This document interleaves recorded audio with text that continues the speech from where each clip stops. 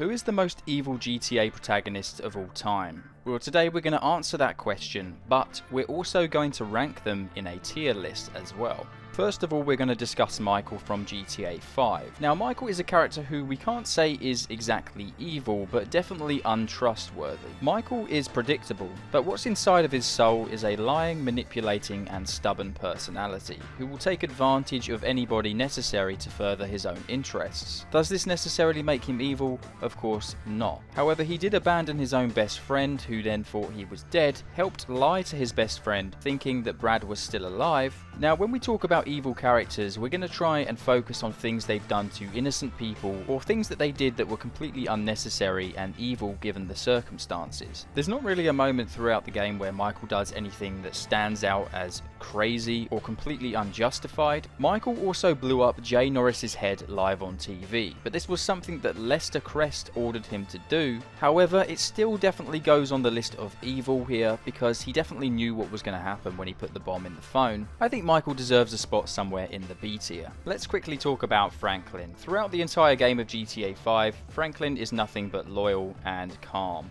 Usually it's Michael and Trevor arguing and Franklin being the voice of reason. And he's definitely someone you could say you would like to be a friend of yours as well.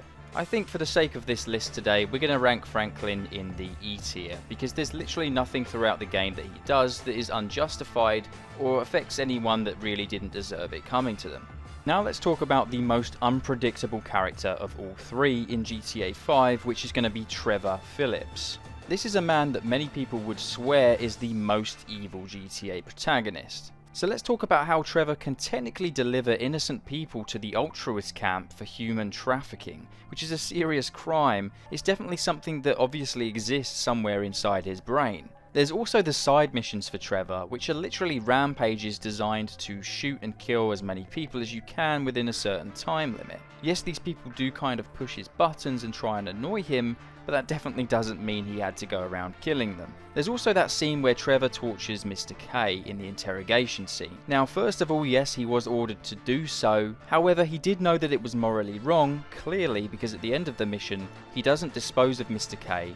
He ends up taking him to the airport despite being told to kill him. So therefore Trevor does realise that what he did was wrong. There's also that mission where Trevor steals a super weapon with the hopes of selling it to the Chinese. Not directly evil, selling a weapon of mass destruction to an enemy state is hardly something a sane character would do. He also lies to a lot of his friends as well for maybe some more sinister reasons than Michael, although that is debatable.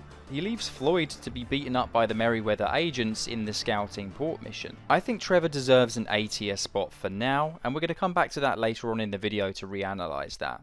Niko Bellic from GTA 4 has done some seriously questionable things. He helps an abusive husband who has already murdered his wife dispose of the body, as well as assists in delivering dead bodies to an organ harvesting doctor. There's plenty of times in the game where obviously he's an accessory to some pretty evil things.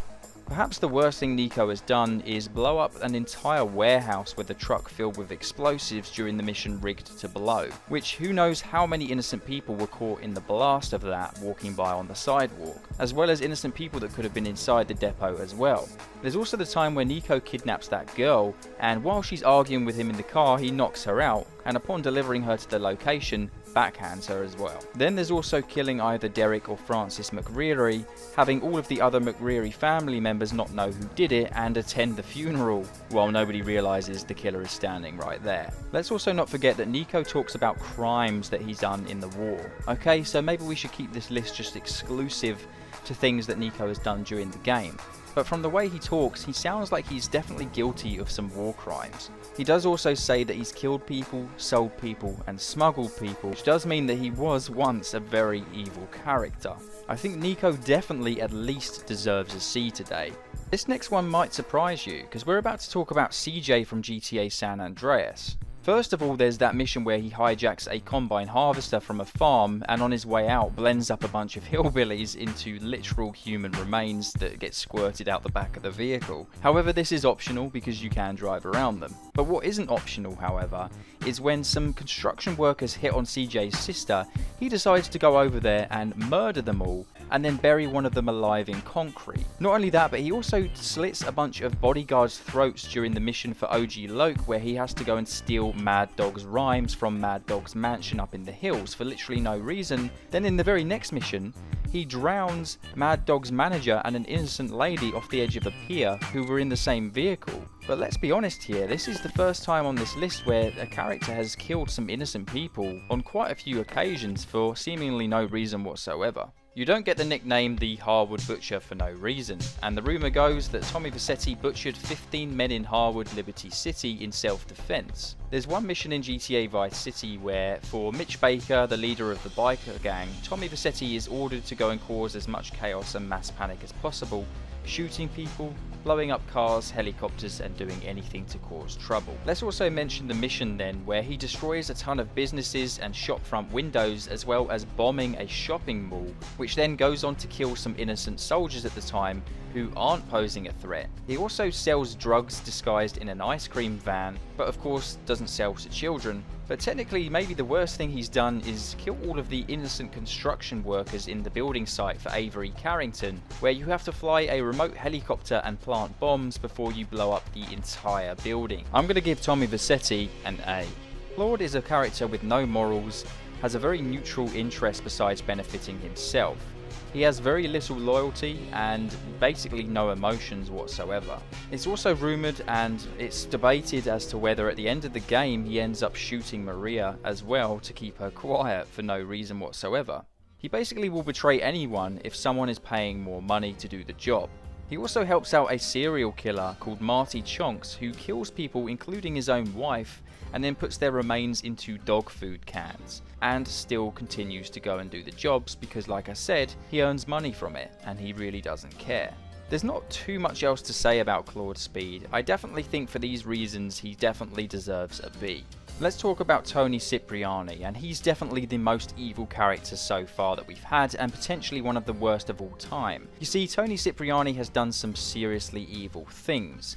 Two of those things include, first of all, murdering a man called Giovanni Casa with an axe and then cutting his meat up and selling his meat back to his own butchery to be then distributed amongst the residents of Liberty City. Then also plants bombs underneath Liberty City and blows up an entire area the same size as Manhattan in the GTA universe, killing hundreds if not thousands of innocent people, all for the measly sum of $5,000. Like many of the other GTA characters don't give you that sense of like, this guy is weird, strange and dangerous, but Tony Cipriani certainly gives a lot of people that vibe. This definitely deserves the S tier for Tony Cipriani.